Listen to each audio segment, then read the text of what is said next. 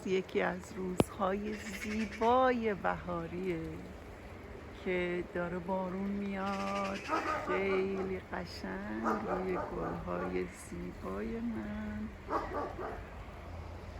کنار برکه ایستادم و دارم به این همه لطف خداوند نگاه.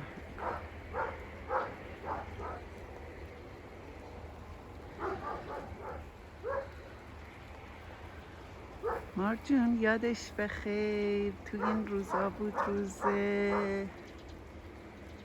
عقدتون. ولی جالبه اون سال ما اینقدر آبشار طلایی خوشگل نداشتیم، ولی امسال آبشار طلایی‌هامون باز شد، حتی بعضی روزامون هم باز شدن. هوا فوق‌العاده است امروز.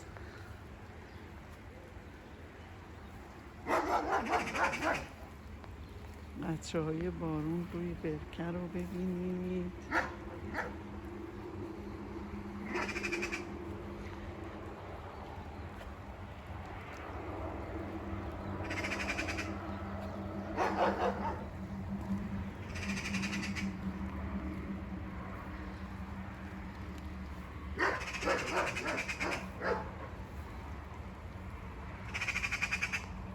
این روزهای صورتی خیلی خوشگل که وقتی باز میشه بی‌نظیرن.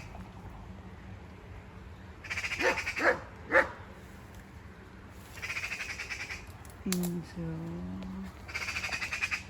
بریم سراغ این بابونه ها.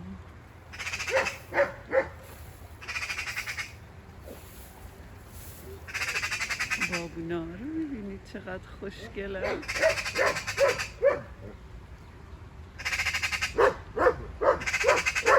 جاتون خالی.